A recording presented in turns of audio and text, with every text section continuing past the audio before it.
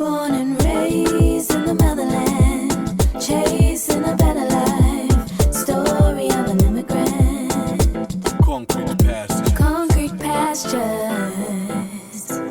I always warn my friends, make sure you don't stop gossiping in another language because you don't know who's in the room. Yeah. So I Yeah. walked in and I said in Swahili, hey, there are so many people here. Do you think the food will be enough? So everyone turned and looked at me with uncle eyes. Who is this one talking? So guess what? I found one. He's a Kenyan Arab, Kenyan Masai, Kenyan Ugandan, Kenyan Nigerian, Kenyan Oh. Ghanaian, Oh wow. Kenyan Tanzanian, then Kenyan Somali, then Kenyan Ethiopian. They were all like Kenyan, but I swear they look like a rainbow. You didn't know. Long hair, light skin face, bald head, the big ones. We come in all flavors. We come in all flavors. Welcome to Concrete Pastures. I'm Nancy Mlemwasisi.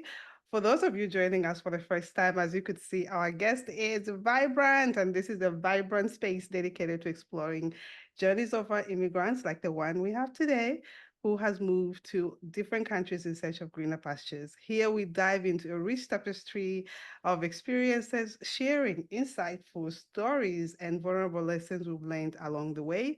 Our goal is to provide you new perspective, fresh perspectives on the immigrant journey. So celebrating the resilience, determination it truly takes to start anew.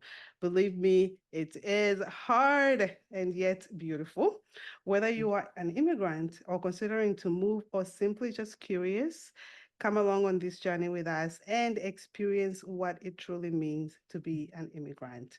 So, for those of you who have been following us for a very long time and you're not sharing, you're not tagging your cousins, your aunties, your mommies, come on, commit, subscribe, share, and spread these important stories.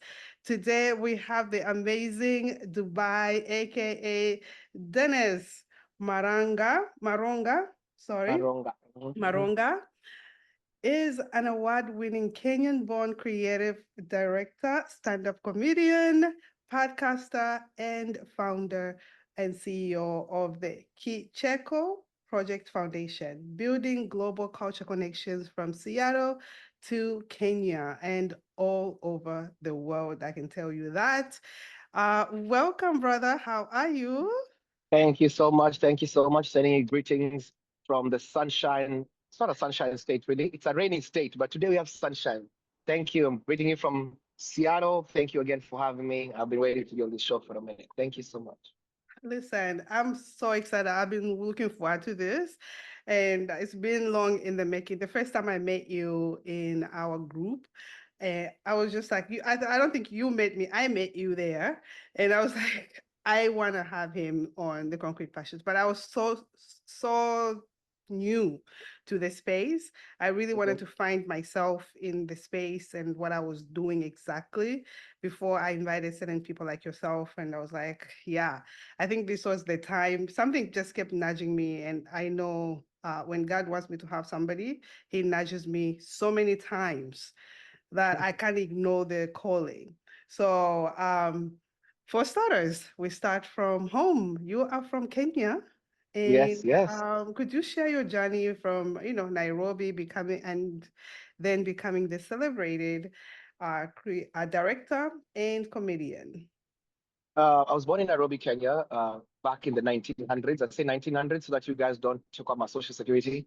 But it's a beautiful time in the 80s in Nairobi, Kenya. I was an army brat. My dad was in the army, he was an officer. My mom was a sports lady. They were both into sports.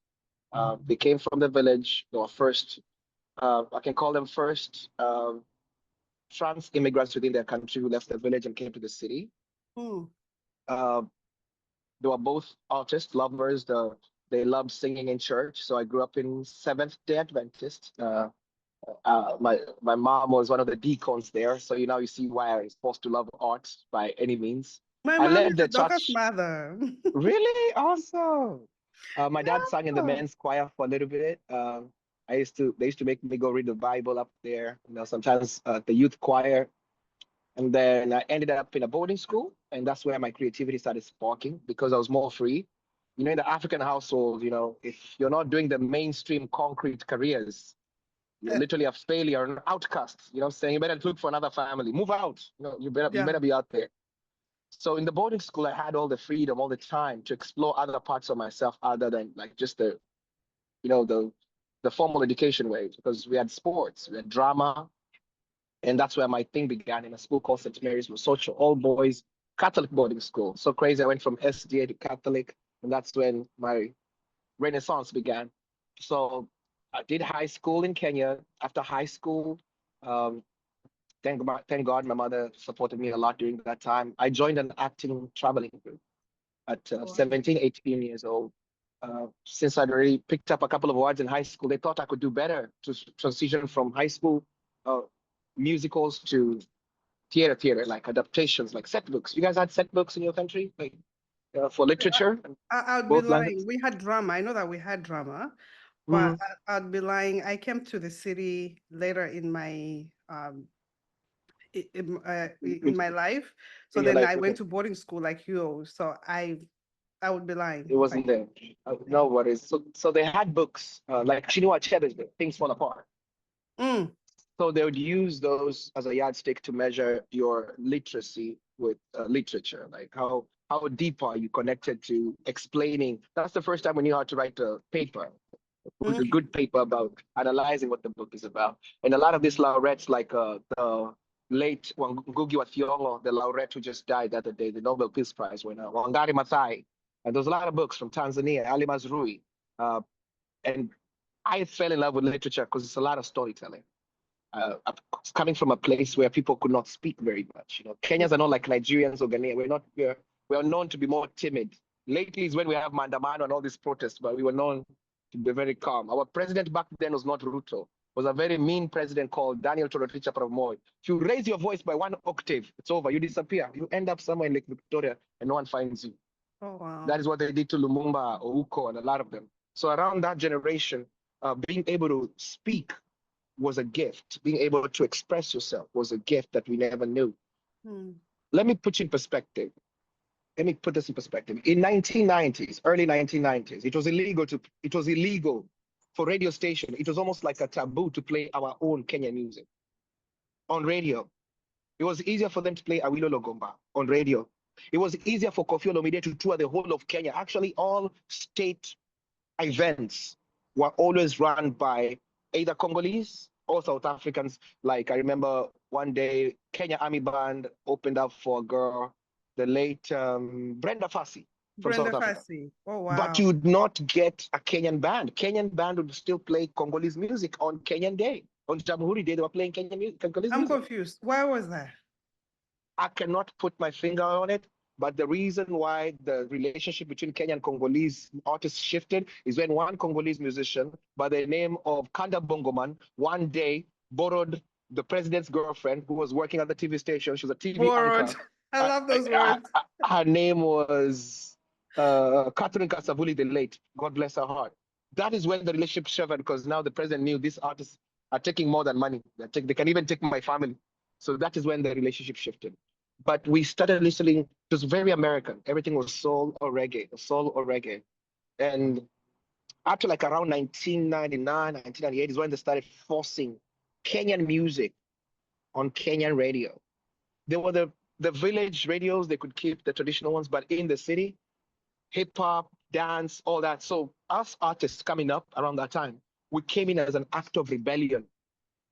We Mm, were the first Gen Zs at that time. Like now we're able to speak, we're able to make a play and say this government is corrupt. Okay, we can't protest because you couldn't protest at that time. But mm. there's other forms. Art became our source of that power line, that pipeline of resistance. Yeah. So we started with doing adaptations at Kenya National Theatre, the set books, of course.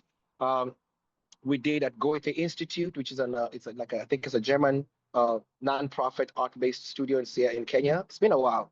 And then Mm, there's Alliance Française. This was a French theater sponsored by the French non-profit. A couple of them come together. They stage plays there. They have open mic.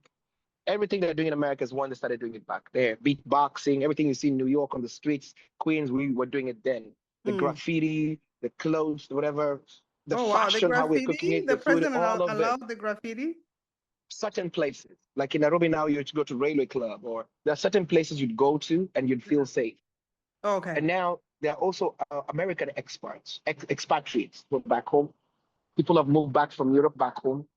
They're also coming with their own art forms and how they enjoy a certain level of art, which helps us shape which customers we're having around us. This time, people are not going for plays very much.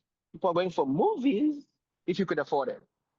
Yeah. But then, certain things are expanding more. Hiking clubs are exploding all over Nairobi. Hip hop magazine like the Inside Up spoiled in Nairobi. It was a renaissance moment, forgive the bomb blast, which opened up us, Africa, to more of the world. Okay, so Africans are connecting. The renaissance of African music is changing. Now we have Davido and P Square are coming out, showing Yeah. us all this flair of like, please stop acting like villagers. There's different ways to make money. Telling us like, okay, being a doctor is great, but we can't all 9 million people in Africa be doctors. Come on, guys, be reasonable. Yeah. They even have a quota of how many people they want in America as nurses or health professionals. We can't always do one thing. We gotta skin this cat differently, and that's when everybody started looking at it differently. I got my first big break in Kenya when we did the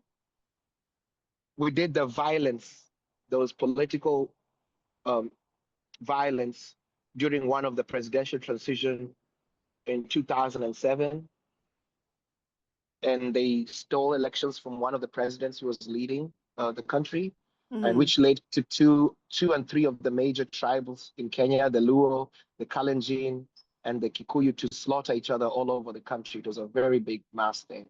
And that is when I was working on my scholarship to come to America, and I got a scholarship, a partial scholarship to come for pre-medicine. I wanted to be a dentist. So that's how I ended up in Kansas City. All right. Wow. Wichita, Kansas, to be exact.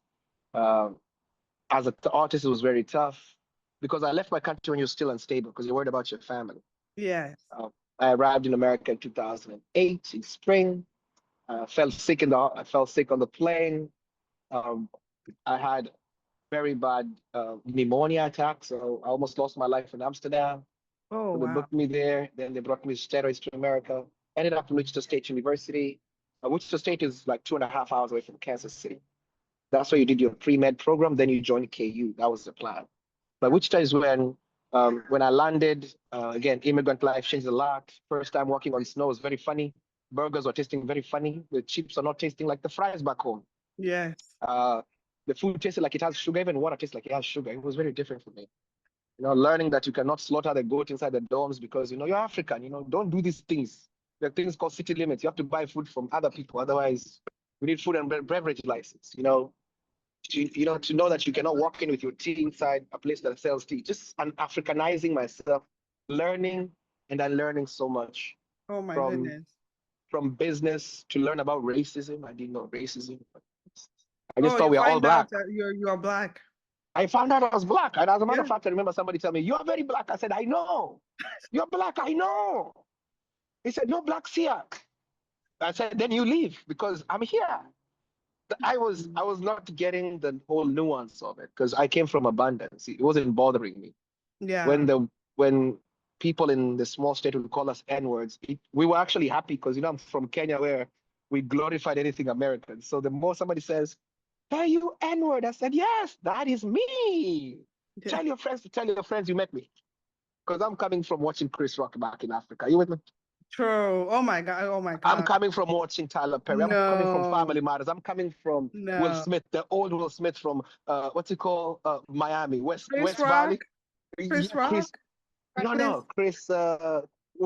What's the name? Fresh Prince. Yeah, no, but Fresh. Chris Rock, I mean, he goes in with that N-word. Now I didn't got into the stand-up yet. I'm coming from the sitcoms because we didn't get stand-up very much in Africa like that. It came to blow much later, the more you hear, because freedom of speech. People want to hear more now. And the more stand-up started blowing up was because people are able to take real conversations now to the next level. We are adults now.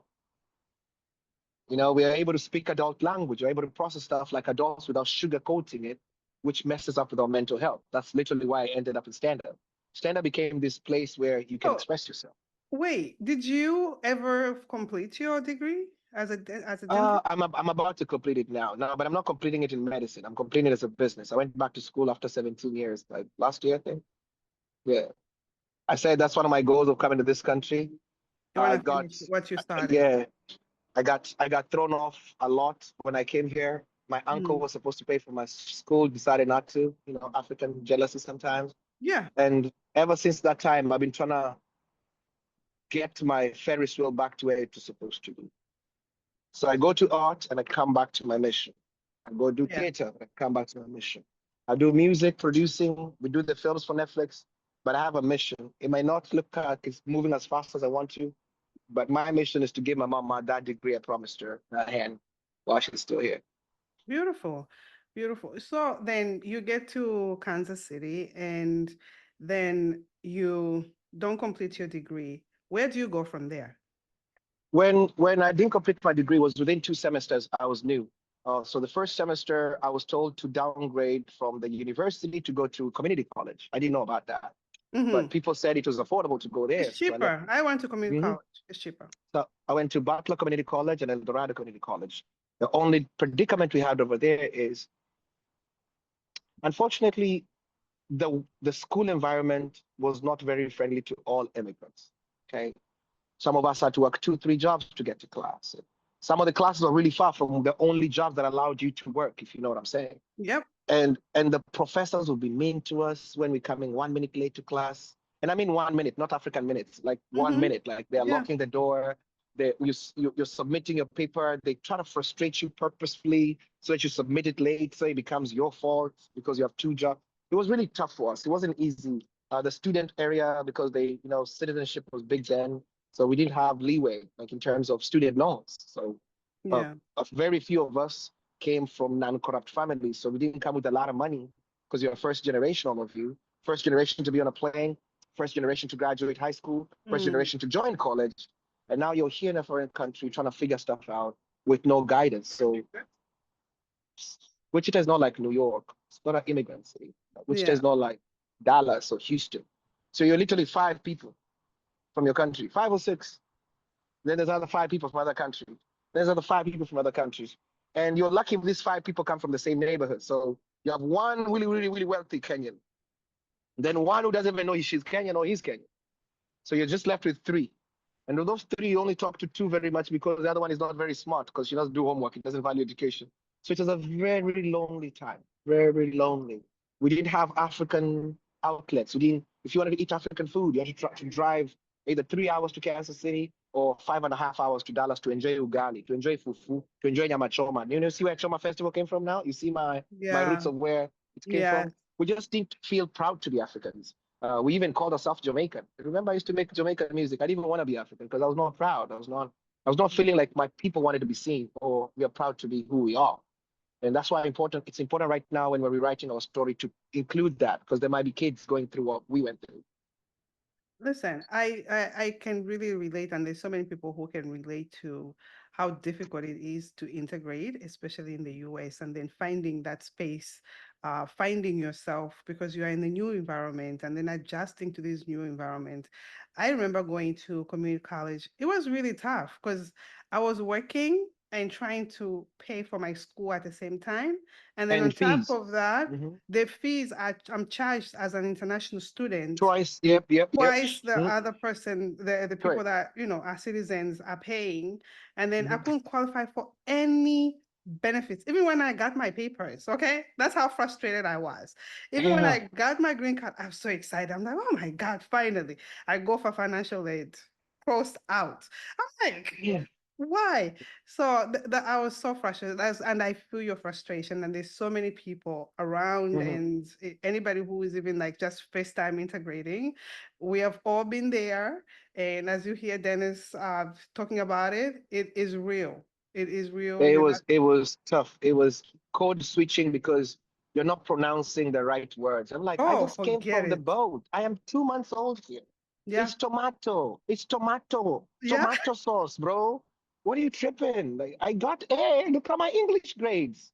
It's tomato sauce. Hmm. Tomato. Okay, good. Give me time. Give me time. Okay. I'm battling 5 languages here. Give me time. I just arrived. Give me time. I just arrived. Yeah. And you have to learn about financial literacy. And unfortunately, a lot of our communities back then were not very generous with information. And right now, I love how the world has opened up. You don't really need people. You can literally go on TikTok or someone's social media and learn a lot. We didn't have that then. We didn't Yeah. have podcasts then. My podcast began 15 years ago. That's we were the first podcast then. But Yeah. no one was speaking unless it was radio. And radio, you had to pay. You needed connections to even bring your music up there. Mm-hmm. It was tough. You needed godfathers. That was the era of gatekeeping. Yes. You Yes. had to beg people to get opportunity, beg people to do this. But I thank God for the opportunity because He gave me grit.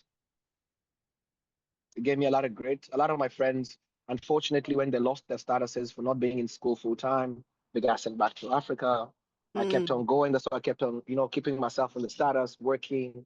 I got married early. I got married early because I was lonely. There was no family members here. Listen, your wife is Uh, so beautiful, guys. If you could check them out. So yeah, so so beautiful. What is she? Somalian or where is she from? Or Kenyan? she's Somali. She's Somali. That's Yes, the thing because Somali. She's Somali. Yeah, their features are very distinct. So these that's things what I, correct. I cou- I could tell. But I was like, sometimes also Kenyans. Some of them I've seen they look like, We but have she's integrated. We have integrated so gorgeous. much right now. Yeah, we have integrated so much right now. You don't even know. I think 3 weeks ago, 4 weeks ago, I was in a room full of all Kenyans. I think there were 12 people. Uh-huh. I didn't know we are all from the same tribe. That's why I always want my friends, make sure you don't stop gossiping in another language because you don't know who's in the room. Yeah. So I Yeah. walked in and I said in Swahili, hey, there are so many people here. Do you think the food will be enough? So everyone turned and looked at me with uncle eyes. Who is this one talking? So guess what? I found one. He's a Kenyan Arab, Kenyan Masai, Kenyan Ugandan, Kenyan Nigerian, Kenyan Oh. Ghanaian, Oh Kenyan wow. Tanzanian, then Kenyan Somali, then Kenyan Ethiopian. They were all like Kenyan, but I swear they look like a rainbow. You didn't know. Long hair, light skin face, Yeah. bald head, the big ones. We come in all flavors. We come Oh. in all flavors. Mhm. Guys, they come in all flavors. As you could hear him say, "Oh my Yeah, tell them, God." please don't tell them be mad about Kenyan people. If you didn't want Kenyan man, maybe it was not good. There are other flavors of Kenyan men. Don't just be stuck on barbecue sauce. There's honey habanero, there's Kenyan Hollywood hot sauce, Kenyan mayonnaise. There's different sauces. Don't stick to one sauce. There's a palette of us. If you're Oh, dating Kenyan women, there's a palette of us. Please come. We welcome you. No visa, by the way, no visa. listen, I want to give you your flowers. Thank you. You do such an amazing job showcasing what Africa should be, our culture, and congratulations on being named the Comedian of the Year. So that is so beautiful. Thank you for like just representing us and our culture. Always. Always. Um, it's really great, like when you come from where you come from and bring Hmm. that Hmm. together and showing people that this is who we are on a bigger scale, and you do it so well. You And have to. you make it look easy because I know it's very hard to do. And I then, yeah. I started stand up after I was in a very dark space in Wichita, Kansas. My family, I had family court, divorce, split, Oh, I'm sorry. custody, which was very tough. As a 22, 23-year-old kid from Africa, I'd never know what a custody is. I don't know what child support is. I Yeah, don't know. yeah. And I got homeless, almost got suicidal, and I found my voice through comedy because comedy makes you speak. So the trauma doesn't sound like trauma so much. Now it sounds like you're joking about it. So you're around these Mhm. Americans who, for the longest time, you didn't feel like you have a voice about. You couldn't speak. Maybe you were too loud or too African about it. But now you're able to be that African, but you're making fun of everything systemic here. Mm, Now you're on stage talking about, well, America's a beautiful country. I thought everybody was rich here. Now that I know everybody's not rich here, I need to yeah. call my uncles in Africa so they can donate to some of you what you guys donated to some of us back in the day because you need help. Your bills are bad. You need help. I got to talk about the girl I dated who had a cat, and I'm coming from a place where animals sleep outside. So this whole relationship had to die because I have asthma. I sneezed my way through the whole relationship the whole time because I can't stand hair. Can't stand cat hair. I gotta speak about what it means to be a citizen to people who Yep. don't understand. Yeah. It's permission to work. Permission to work. You guys have it and you're still poor. So don't tell me I'm taking your papers because you're poor and you have the papers. We're doing it because it's permission to work. But on stage now, everybody laughs with it. Everybody's laughing. Everybody's with it. Okay, all right. He's making sense. So what is bankruptcy? So it doesn't come with the citizenship. It doesn't come with it. I thought you guys act like it comes with it. It doesn't come. Oh, there's mortgage. Okay. So yeah, so you guys rent, then work so hard to rent again on a higher level of a Mm-hmm. bigger place. That Yeah. if you don't cut your grass, the HOA can come and kick you out because of lack of grass. Ah, you guys are homeless like the others. And now it's becomes this place where we just, you know, we have conversations. And that's what I loved about comedy. I traveled with Michael Blackson. I've traveled with Nice. Mike Epps. I've traveled with Kevin Hart came here in Seattle. I hosted him a few times. One day you'll come to the Oh, comedy scene here. While touring Nate please Jackson, invite us. Invite us. We'll come. we did our first African Museum of Pop Culture Comedy Festival. Had 4,000 people. Nice. This year we did our first African Symphony where we did the Black Panther. I think you saw it. We did the Yes. clothing thing in Ankara. Now we had the dramas over there, and now we partner with the city of Seattle. So when they're launching a bus or launching a train or a link or a building, we are part of the fabric now. That was my biggest thing, the fabric of any city you're in. We're part of the fabric in Wichita, Kansas. But unfortunately, you have to outgrow some cities. So I moved to Seattle 7 years ago because Seattle has a bigger African population, immigrant population. It's easier to collaborate with other cultures here, Filipino, Ukrainians, Mm, Bolivians, Jamaicans. It's a bigger audience. Even the yeah. African audience here, uh, Kenyans are like what, 17,000. Somalis are like 40,000. That's a market Wow. in itself. That's just a market. Like majority of the Uber drivers in Seattle are African immigrants. Like it's a whole It's corner like of market. Harlem. Harlem is that way. Like the Majority of the truck drivers, majority of the afford like long-term care, temporary mm, long-term care, yeah. nursing agencies, driving schools. So you're literally around your economy. So you're speaking your vibe, your language, your food. That's how I was able to bring my barbecue Nyama Choma Festival to life because now I'm not afraid. It's a place where it's full of vegans and pescatarians, but we also belong. It's ours. I was in Africa, we say, one friend of mine told me, why are you not a vegan? I said, my whole life in Africa I was a vegan, not by choice, because of poverty. Now I have a chance to redeem all the slices of chicken that I did not eat. All those years I ate cabbage and kale in the boarding school. This is my time. The times I ate corn and beans, two of them mixed together like they're twins. My time is now for ribs. Good for you. Now you time to be pescatarian. You, you, Even in you, the Bible, God does not like people eating kale, kale, kale. Your sacrifices go down. You eat lamb and goat, your sacrifices go up. ah, geez, that's what I expected. I needed this laugh, especially You know what after I'm saying?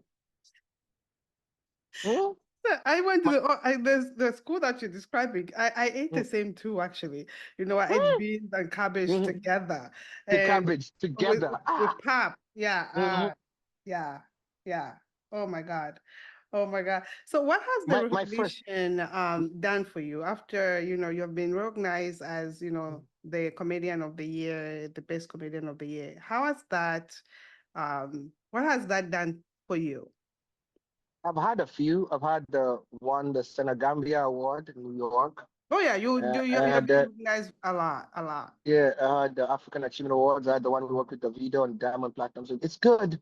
I don't really do it for that because Mhm. by the time they give me this, even the one they gave me for New York, I've never been to those communities yet. I've not served them yet, but I love it because they see something, and and whatever I'm doing, maybe I may not see it as an artist in person, Yeah. but the storytelling kind of empowers others. So that tells me my work is landing where it's supposed to be. Because sometimes as artists we have a lot of self doubt. Well, sometimes post, you don't get love. You don't get, like we said, we spoke about the algorithm earlier. Yeah. Then you start doubting your work. Like I put 17 to 20 hours a week for this one project. Mm-hmm. Why am I not getting any type of feedback from Concrete Pastures? Even I like to acknowledge that maybe the lighting was good, maybe the food wasn't good, but the production level was good, you know? Yeah. So the recognition goes a long way to make you know you're doing a great job. You don't need the money, just need, do you see me from New York? Am I resonating with you from New York? Yeah. Okay. Am I resonating from you in Dallas? Stories tie us together. So to me, that's the biggest one. That actually brings me to my next question. What role Yeah. does storytelling play in uplifting under presented voices within the African diaspora? I will say storytelling,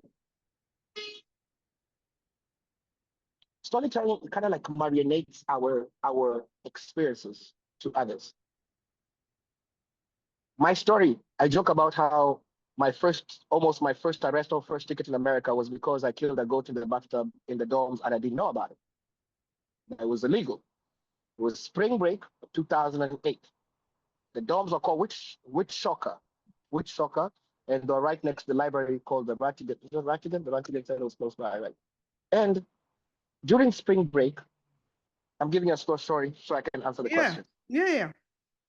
Actually, my mom just heard this story like 2 days ago. They didn't know about it. So spring break, I'm only a month and a half or two in America. Everybody's going. You know how people go to Puerto Rico, Miami. But Yes. as people, you know, God's people, our parents don't have Puerto Rico money. So we stay at the dorm. Yeah. So I decided, being the African that I was raised, let me go buy some meat because there's a lot more immigrants in here who no one is barbecuing, no one is eating for them, and I'm not going far. So I went and bought goat from somebody, but I didn't know I bought a pet. So that guy went and reported that I bought a pet from him. No, that was goat. I was buying it to go destroy. I bring the goat to the dorm.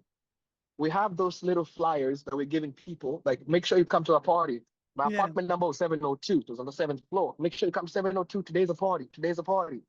My goal was I'm going to cook this goat the way my grandfather, who was a butcher back home, dealing with meat all the time. This is what he did. This is how we welcome guests. As a matter of fact, I love you guys so much. I'm not calling you, you know, in Africa, they say, you know, guests eat wings and thighs and children eat the neck and the feathers, you know, the Yeah. things that no Yeah. one wants. Me, I'm calling you to eat the real thing, like the real animal in the dorm. My neighbor, who was one of the guys who worked for PETA as a volunteer, I didn't know that he worked for PETA. I'm walking past with the goats. He sees the goats. He goes in there. Then he comes 30 minutes later when I'm in the bathtub already, you know, skinning and doing everything. And he says, I want to see the goat. I heard the goat crying. I say, why do you want to see my animal? The guy says, well, in this country, we protect all animals. I say, my brother, I'm about to eat. You're really killing my vibe. I closed the door. I didn't notice he noticed the knife on my hand. He comes back with 3 policemen. They came like they're coming to arrest a felon. They took statements. They took photos of my, because I did it in the bathtub. You know how dorms are small. Yes. They're taking photos of my hands. They're putting gloves, holding me when they're taking my knife away like I killed somebody. I'm like, guys, this is culture in appropriation. Broke my heart. They gave me my first ticket in this country. But what broke my heart the most is they took my evidence. They took the goat that I was supposed to eat as evidence. So that day I slept eating greens again. If I told my people back in Africa that it was a crime to slaughter a goat within city limits, they would not believe it, would they? No. I mean, my grandmother would be like, what are you talking about? And then the Africans who don't believe it's a crime also don't believe it unless you literally put it in context. And the Yeah. context is storytelling. That is why I think storytelling is important. Tell us how you grew up. Bring every element. Bring all our senses to understand what it was growing up in the village. How was the mist? How was the dew? Did you grow up in the what's it called? Did you grow up in the farmland? How was the smell of plants in the morning or animals when you're taking your cows out? Or did you milk your own cows? Put us on. You know, sometimes you have to put grease. You know, give us the nitty gritty. It might not be American palatable, but it keeps us exactly where you are. And those Yeah. stories make us, when we're in the rooms, we don't need to cosplay. You're you. Your story is unique. Like Chinua Achebe, like Lupita Nyong'o. What's your story? Yeah. Why do we always have to have the immigrants? All the immigrants live here. All the immigrants live here. We are all unique. As a matter of fact, when you talk to a lot of your countrymen or countrywomen, you're not even from the same state. Sure. Like majority of the Kenyans who come to America, they're not from Nairobi. They don't get visas a lot from the big city. They give them from the village. They don't give them. It's very rare to meet the people from Mombasa here. Mombasa is a city by the beach, very Yeah. beautiful. It's very hard to meet people from Midtown Nairobi here. There are few, but they're not that many. Mm. They have a quota for certain places. I feel stories is what makes us stand out. Stories is when you make your own clothing line and tell people. So Kicheko means laughter, okay? Joy bringers, okay? My mother's favorite band back home was called Joy Bringers. How do I tie her story to my story? Now mine is a joy bringer through laughter. Hers is through song. My daughter right now dances for British Got Talent. So it comes through, okay, Papa used to be an artist, so you're an artist as well. So it ties the story like, tell us more. Why do you like playing a guitar? Well, my dad was a saxophone player. It's an American thing. Those Yeah. stories are good. Yeah. Africa, we used to do it a lot. We just don't do it much here. I think maybe it's the busy lives we have as immigrants, both here and the other diaspora, like France or England. We don't have a lot of time. Yeah. No, I We're mean, always story rushing. time. Yeah, story time back home is I mean, I grew up around story time and Right. I love that. It brought so much of my imagination. That's why I'm so attracted to media and Mhm. drama and all of this everything related to media. But definitely what you're saying is so true that storytelling connects us and it makes us unique and I truly, truly love. That's why I'm also in this space in order to. Mhm. I share my story, and a lot of people gravitate towards my story because they see themselves in bits and pieces of my life. And the Mhm. same way that when, as you've shared, I can, I feel like I've lived your life somewhat. Somewhere, yeah. Yes. Yeah, Yep. boarding school, being here, integrating college and all of that. So you can relate and we are able to relate in that way. And we live our lives, I think, for each other. So Mhm. this way we can also see each other in that way.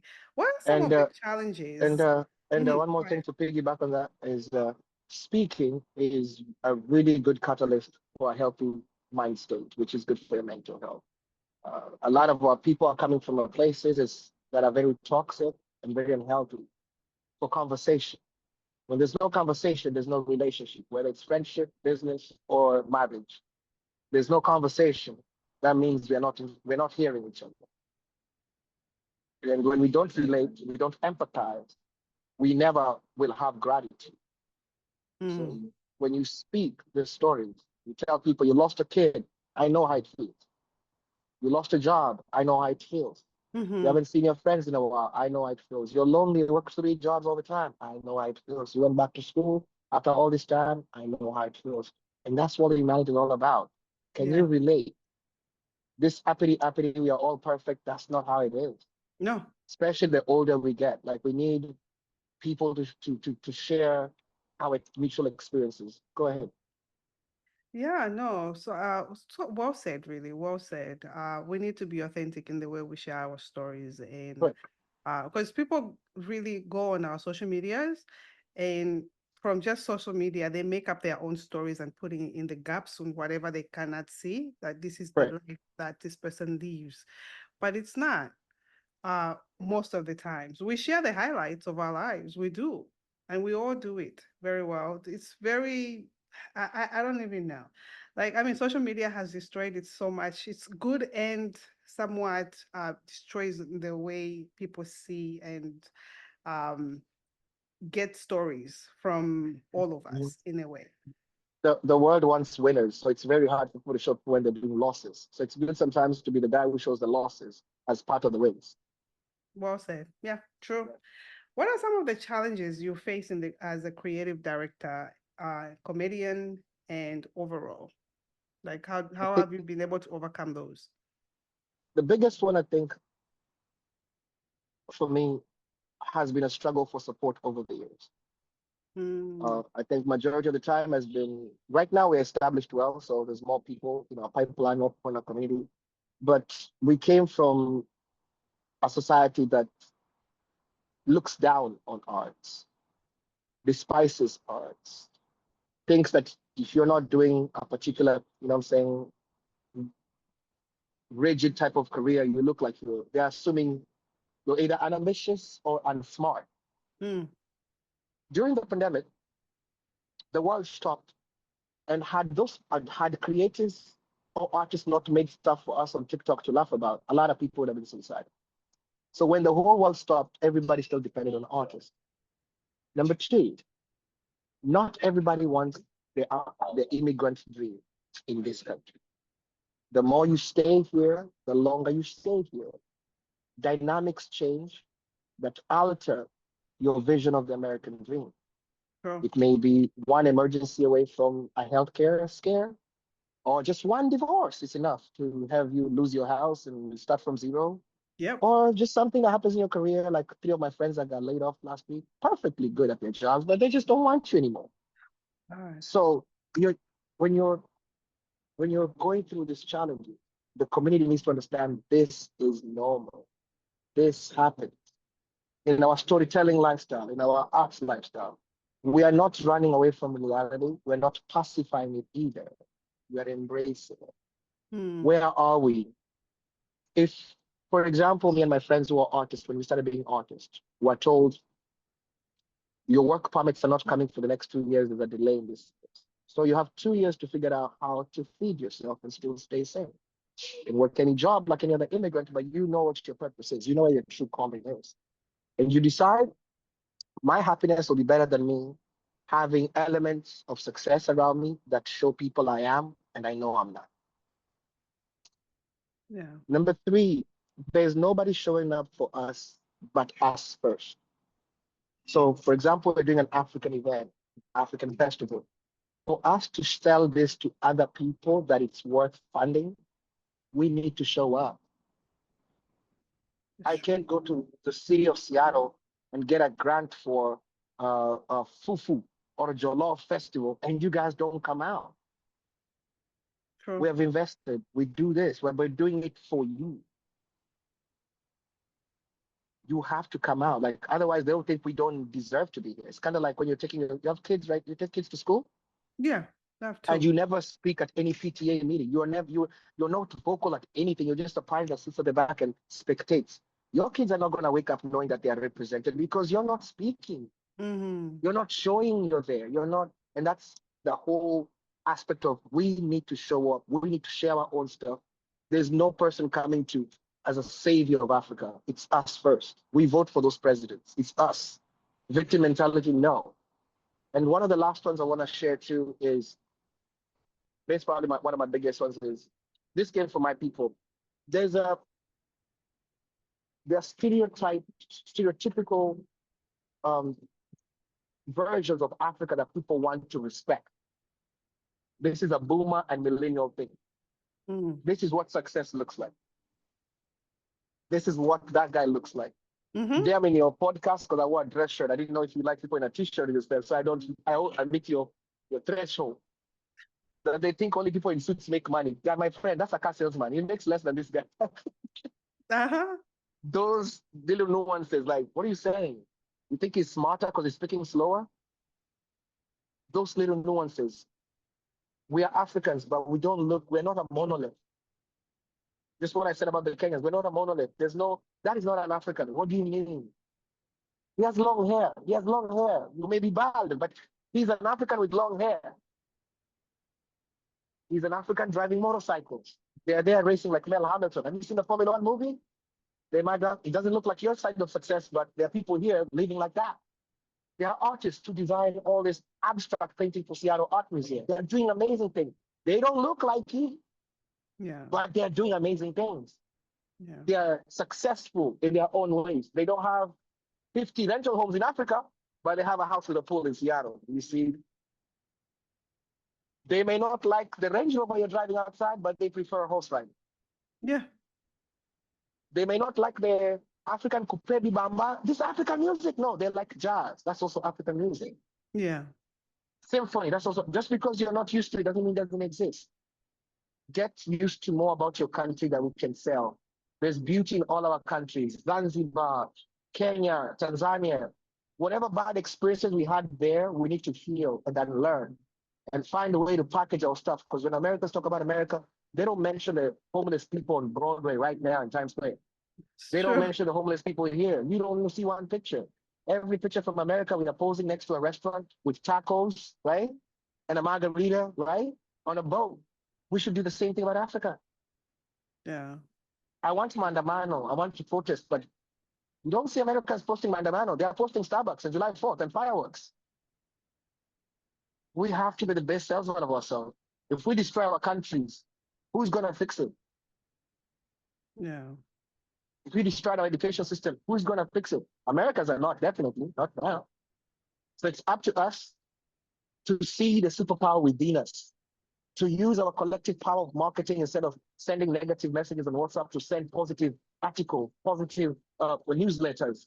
It's us on us. How can I be on your show? How can you be on my show? How can we come together, learning climate justice, environmental equity? Like, how can we empower people back home with the wisdom that we have here? We're not flexing on them. We're not competing. Our economy is still behind America. We're catching up. That's why it's called third world. We got to catch up first before we start competing with them. We're not there yet. Yeah. Most of us are speaking in some of the villages we are from does not have a public bathroom. You don't have a honey bucket in your village. People pee outside. You have not built one public hospital there. I asked my some of my nurse friends here that I talk to, like, you go to Africa all the time for Dirty December. Why don't you go Dirty December and then have a little clinic that last week before you come back? And, go to your village and check people's eyes out, temperature, sugar. That's Yeah. our role. Me as a Yeah. creative, I'm not coming in as award winning. I work to so and so. Now I'm coming in as like, how can I empower other artists? I think you've seen my rosters. I'm always having people from Jamaica. Like, while I'm here, how Yeah. can I pour into you? I'm not Yeah. going to be here forever. Okay? You're not going to sing forever. While you Yeah. have that position, what lives did you touch? Sure. Who did you inspire? And what paprika? That's what my mother says. What paprika did you add to this, your seasoning? To this? You just came to America and left. You're like salt, and you don't add nothing. You're not like Royco, Maggi. Do something with, add something while you're there in that board, that organization. While you're there, make sure they don't forget Concrete Pastures had some paprika on it. Oh, well said. Beautiful, beautiful. Seriously, I mean, I love even the last part that you said that when we go home, let's be proactive in immersing ourselves with the communities where we are from, Yeah, touching people's lives. I think I'm big on that. I really, I want to do more, and I'm encouraged to do more. Really, really beautiful. Very nice, very nice. I mean, you lead some several signature events like Choma Festival, mhm, AfroKaraoke. sure. What inspired these festivities? I mean, you've mentioned a little bit of it. And what do you hope like attendees take away from these festivals? We have hosted festivals since 2016, different festivals back in Kansas, Dallas, Memorial, we used to do it, Kansas City, July 4th. In Seattle here, we have a lot of African festivals. We have one called Madaraka. Madaraka Festival means freedom. Mhm. Choma Festival, that's my own, means barbecue. Then there's Umoja Festival, which means unity.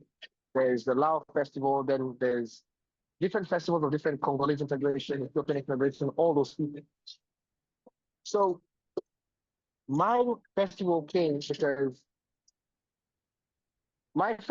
because I saw all the other ideas. Madaraka Festival brings people like Sauti Sol. You know Sauti Sol, one of the biggest boy bands in Kenya? Sauti Sol. Mm-mm. They bring Yemi Alade, they bring Oh, Yemi Ghanaian Alade. artists. I saw when you Mhm. had Yemi Alade. Yeah, I hosted out here on Yeah. 2K. So these festivals are all centered around different things. Umoja is centered around vendors, dancing, and African American, foundational African American culture. It's a little Mm. bit of African flair on it. Madaraka music, but Choma is food. The highlight of Choma is dance and food. And Mm. the highlight is not a particular celebrity, it's family. You saw I had Mm. people doing Afro fitness, so we're incorporating women's fitness with yoga and Pilates. Yeah, call it Pilates, yeah? Pilates. Yeah, and then kids can come and race and learn about ping pong and um, um, NASCAR racing because they're into gaming right now. We gotta evolve with what they're doing now. Our Yeah. form of entertainment is not what that entertainment that they require. Kids may not want to dance out there. And then the biggest one, cuisine. In the diaspora right now, One of the most celebrated cuisines you can hear everywhere is jollof, jollof, jollof, jollof. Or even on the news, jollof, jollof, Yes. jollof. Mm-hmm. Great marketing. They celebrated themselves so much till Jimmy Fallon knows what jollof is, and Obama knows what jollof is. So now I see the power of storytelling. When you tell your stories powerful enough, they'll mention your name in a Tyler Perry movie like they just did a new movie. They mentioned jollof in that movie. That means there's power when you keep doing stuff. Yeah. Now, the food festival in the Kenyan space in Seattle is not huge yet. It's developing. We have a lot of restaurants, but we haven't come into that communal, let's eat together and incorporate other things. The reason I started my festival was those slight tribalism issue that we have in our Kenyan community. Little, not a big one, small, where the dominant tribe thinks the other tribes are not worthy of celebration in this country or worthy of visibility. Like, for example, if Sambaza podcast would have been here, would have been even a less minority than me because they think Mombasa is even a tinier place. So those are the barriers we're trying to kill. Like when you say Kenyan, it's Kenyan for everybody. When Yeah. it's Choma, it's for everybody. I don't need to speak your language. I don't need to meet your uncle. Again, I don't want to do all that gatekeeping. There are 56 languages or more in Kenya only. That means there's 56 different communities. We can't limit it to one perspective and one group of people.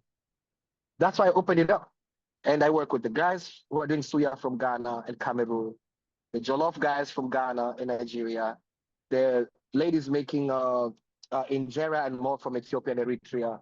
My guys from Mombasa and Tanzania, they bring from kaimati, the Swahili dishes, the kukwa kupaka, which is coconut chicken, Zanzibari, Love.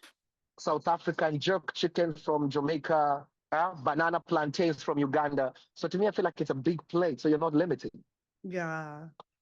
And in the future, we're going to work with the Asian community to have some of the bites from there, the taco community, so that in one place and it's family friendly and it's free to come, you'll just buy your own food.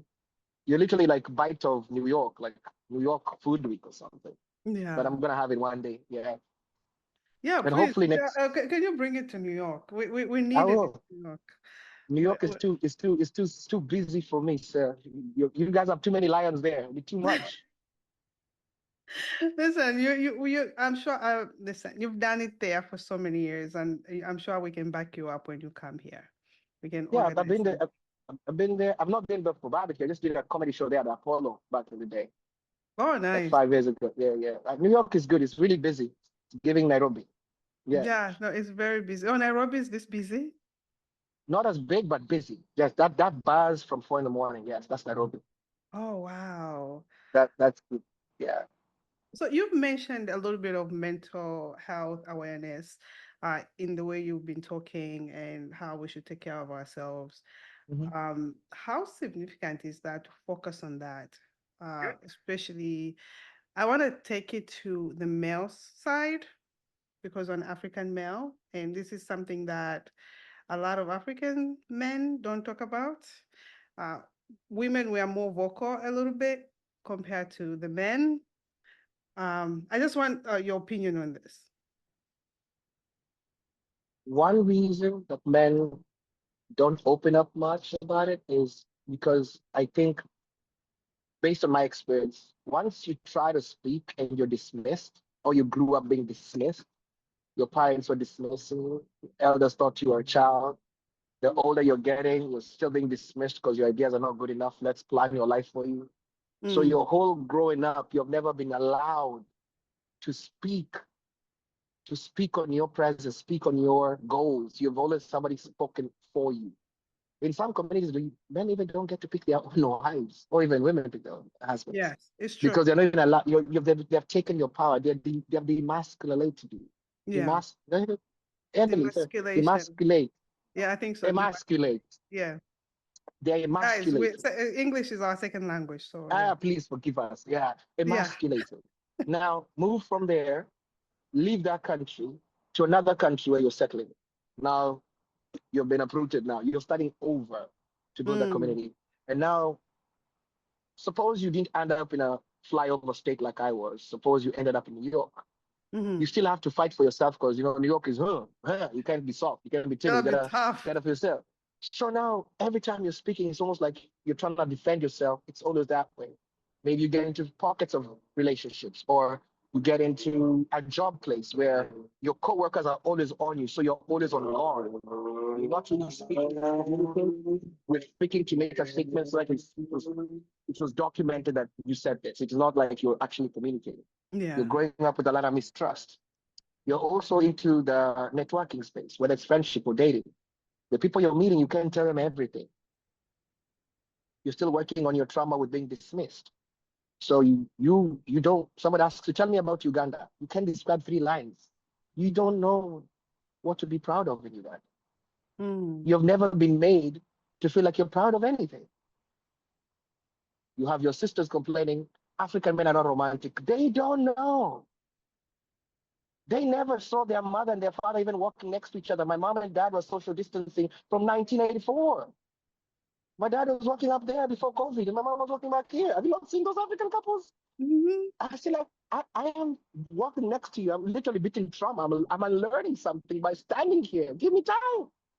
I Oh, don't know. 14 doting roses in Africa. I'm sorry about feeding you. Do you have food at home?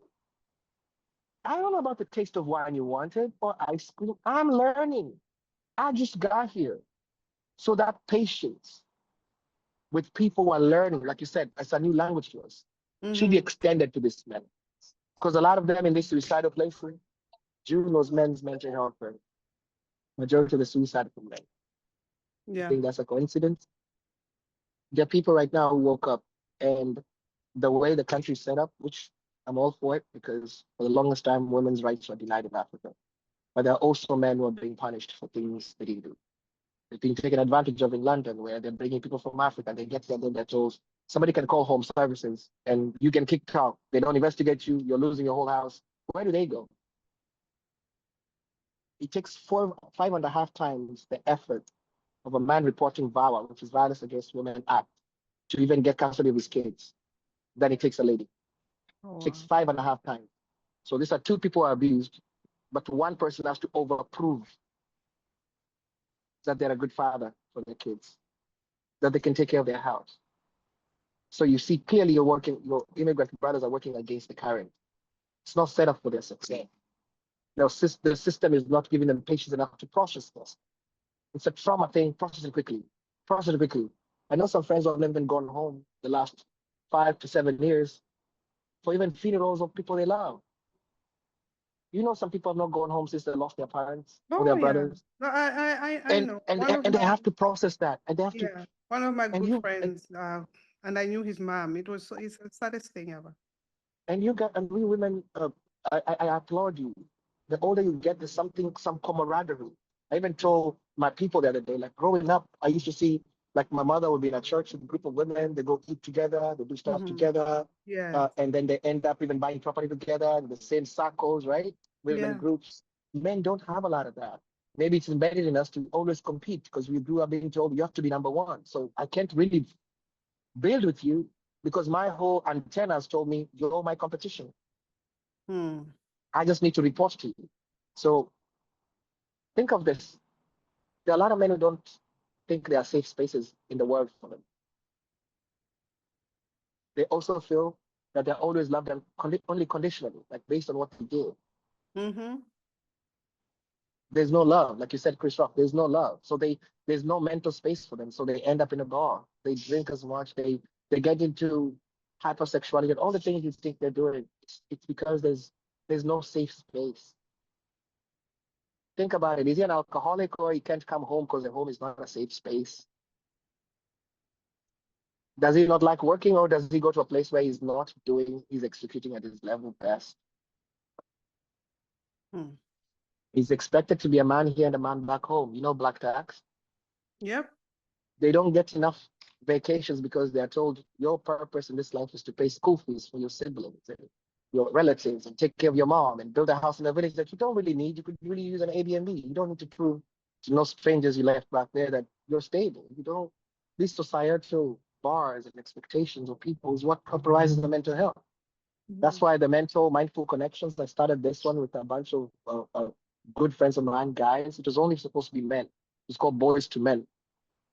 Oh, helping boys transition to men, yeah. figuring out I like that. how to, how to navigate the mental space challenges in here in the state, things you don't know about, how to process things that you think just uniquely happen to you, but the more you speak, you realize, oh, Dubai, you've gone through it. Yep. So you know, okay, I've lost my job and it happened. Just like a cushion, where are they supposed to go if their girlfriends break up with them 2 days after they lost their job? Where are they supposed to go? Who can Hmm. they trust now? And the older men get, it's harder to make friends. Sure. It's very lonely for them, a lot of them. People skills, how is it? Can they reach out to somebody if they need something, or they've never had that space in their life before? So we can say, oh, let's reach out. You gotta find your voice first to reach. I have a friend I speak to almost every other day. Sometimes she gets frustrated, but she can't articulate. So I told her the other day, how about you start journaling? I'd Sure. rather even start writing emails and send it to me in PDF. Maybe I'll be able to read exactly what you're trying to articulate. Because when you're on the phone, I think you're so overwhelmed and your emotions override your words. And Yes. you're frustrated now because the words are not coming out. Sure. That man who's fighting in the house, a wife beater, and I'm not saying this is responsibility for babysitting anybody. I get this part, but it may be deflecting negative energy to the wrong people. Of course, it's always displaced. Yeah. It's always displaced. And for even from my own experience, I can tell you, I think when I went through my experience, the Mhm. anger was displaced. It was coming from a different place, unlike really what was happening in the house. Right. Yeah, it was displaced. But I'm so glad that you've actually created a community where Mhm. I think men can feel, you know, heard, and to have a Mhm. safe space is important because for us women it's very easy to just interact because we're always talking. And I would call Mhm. my best friend and just tell her, "Ah, this is what happened. Can you believe this?" And that's our form of therapy in a way, because I'm releasing myself from whatever I'm going through. And for Mhm. you guys, I'm one of the recipients of VAWA because I've been there as a man. mm, It was difficult to speak on it for the longest time because where we're from, nobody talks about it.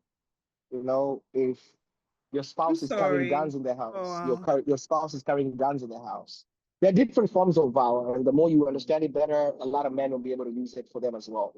Yeah. Like there's financial, somebody's restraining the money, uh, intentionally withholding resources that can make the family work together.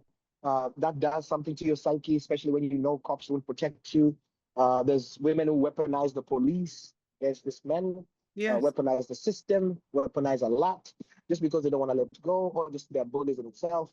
Uh, there are others who just, entrapment, in terms of children, in Yep. terms of locking you in terms of immigration, both men and women. So it's a lot of conversations that the more we're tapping into, that's why, like I told you, I'm in the islands, we're hiking, we're in the spa.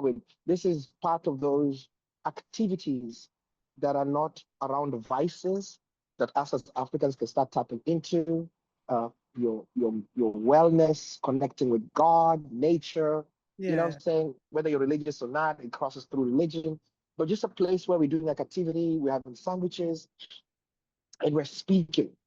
I Yeah. literally feel even finding answers through my own life that my mom and my dad, their divorce happened because again, there was dismissiveness on both sides. People aren't being heard. And Yeah. back in the day, people would think like, let me call my father to hear us out. Let's talk to our parents to hear us out. Some people say, let's go to a therapist to hear us out. But we got to be able to first listen. Somebody can be there to mediate, but if you don't want me to finish what's hurting me, you're never going to know what's going on. Yeah. There's also, when you grow up now as a man and understanding the dynamics of all types of relationships, you know what I'm saying?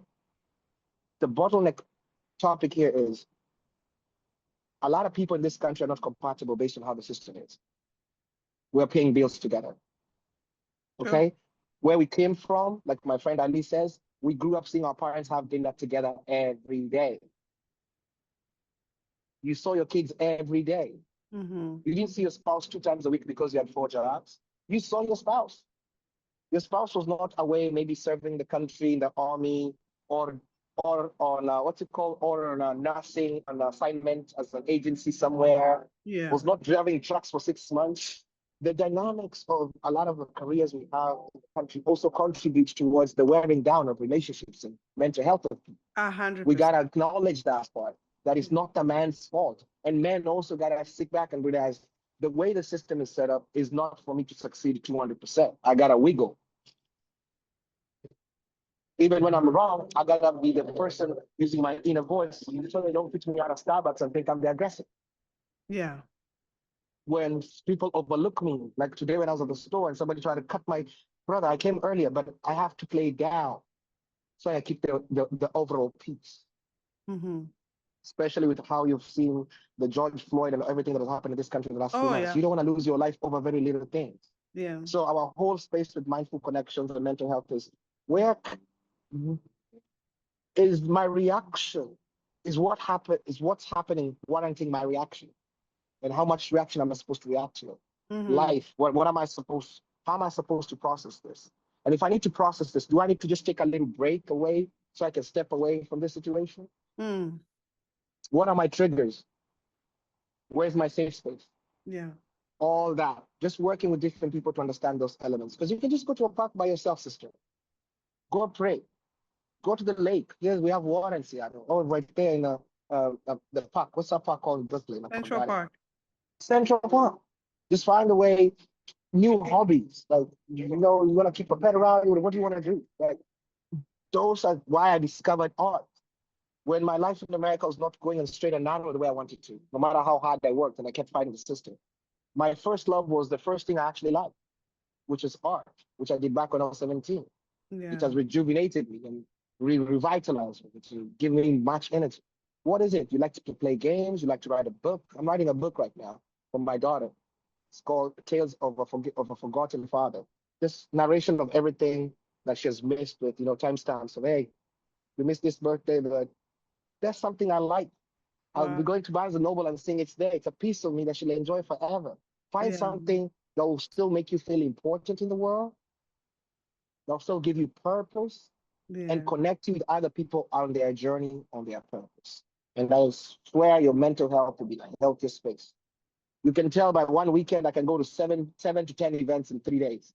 And I'm happy because it meets all my things. In Kenya, they were racing cars, safari rallies. So now I'm looking at cars that are racing here.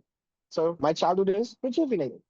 I love fashion because my mom used to love fashion and I used to design suits for Men's Fashion Warehouse. Now, when I go places, I'm like motivated by, oh my God, so this is what you guys are doing this year? Wow, that's a good use of my $35. Then go drink beer with random people I don't like.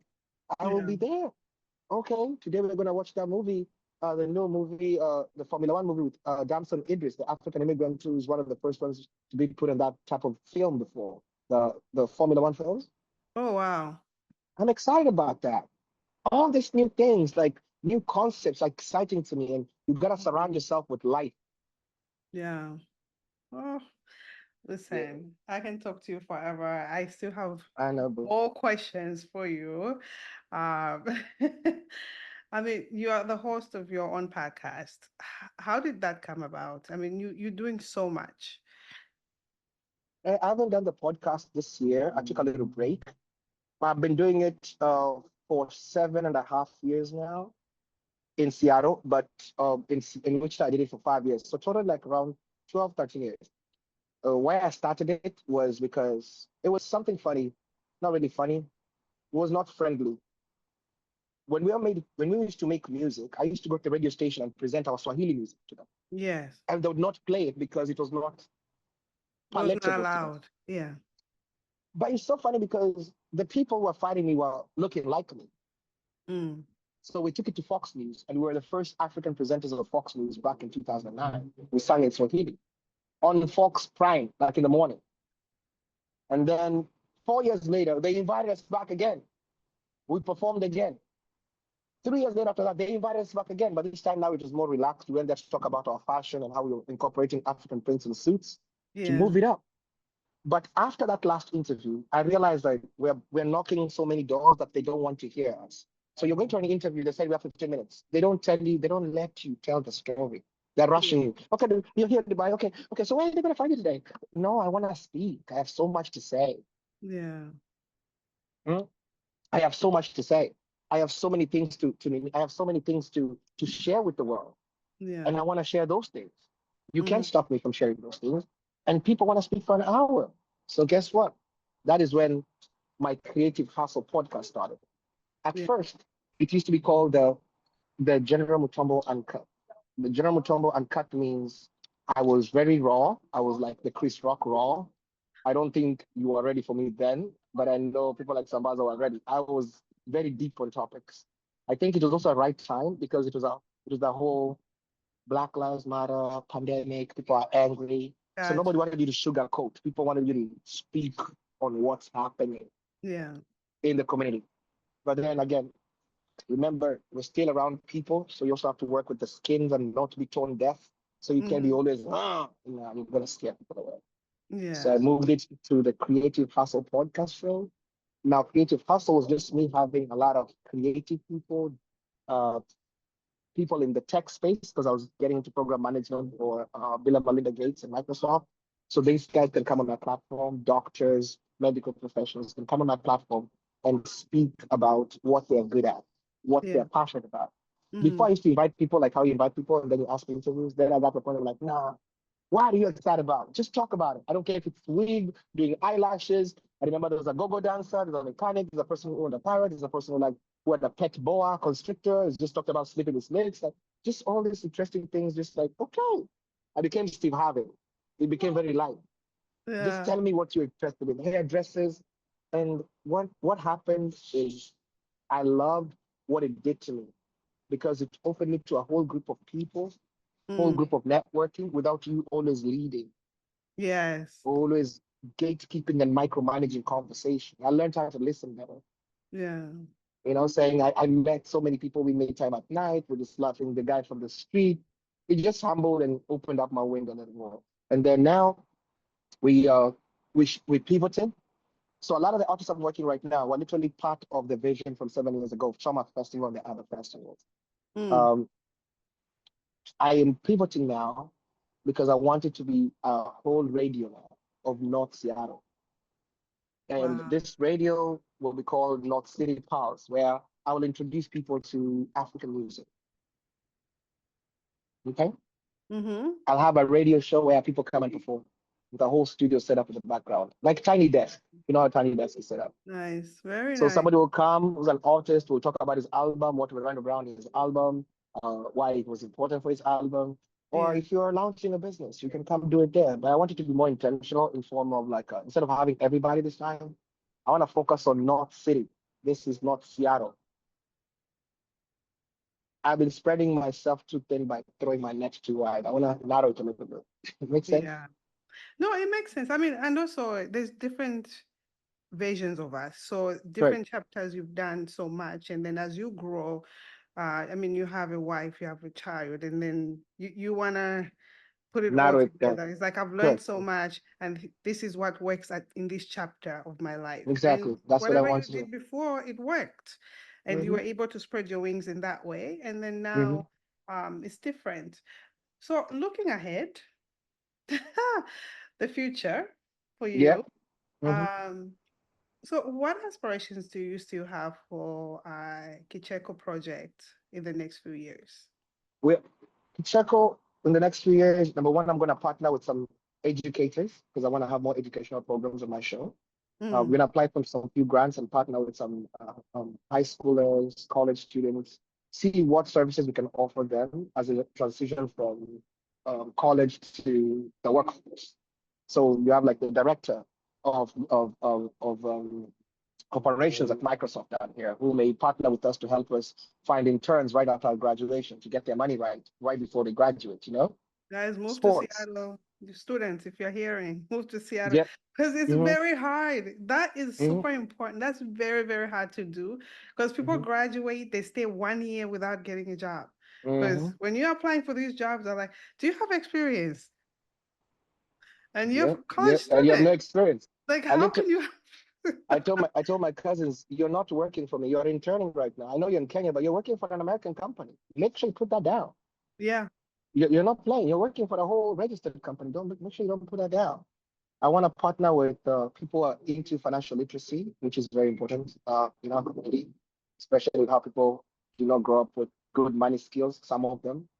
I want to partner with the AI team at Seattle University. Nice. Um, like we discussed our AI earlier today, Yeah. artificial intelligence in the future, we need to move. It has to be more than ChatGPT, right? Yes, of It has course. to be more.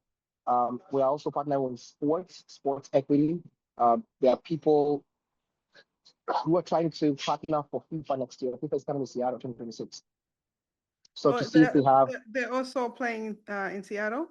yes, Oh, home games nice. here.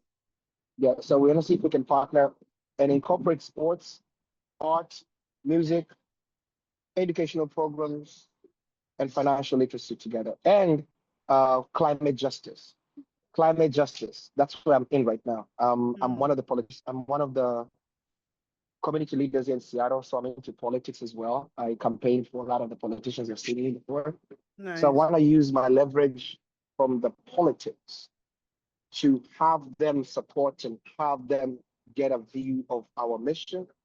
The more Mm-hmm. funding we have, Yes. the more we'll expand our programs in Kenya. Like we have two school feeding programs of orphan schools down there. We sponsor their lunch program because lunch makes their kids come to school. If there's no lunch, they're not coming to school. So literally, that program will make us have way more kids graduate from the ghetto, from the slums than before. Yeah. Yeah. And then I'm able to empower the teachers back there. Like now, I think we have 7. I can hire more. I can't hire everybody in Africa if I want to, but I can expand. And if our programs are expanding to Africa in the future, we'll be able to invite people here. We'll be able to invite community leaders or professionals from Africa to come here and lead seminars, right? Like the one we did for women empowerment. Amazing.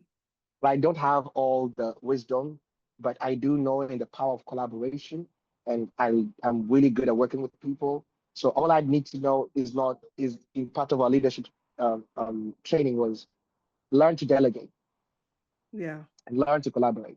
I want to do so many things, but if we just have one umbrella, but then we have all delegated roles, then Kicheko Mm-hmm. will grow, and that's why I see Kicheko going next year. Yeah, no, that's amazing. That's Mm. amazing. And I don't doubt that you won't get there. You will get there. You guys doing phenomenal already. Yeah. And you've made a name for yourself.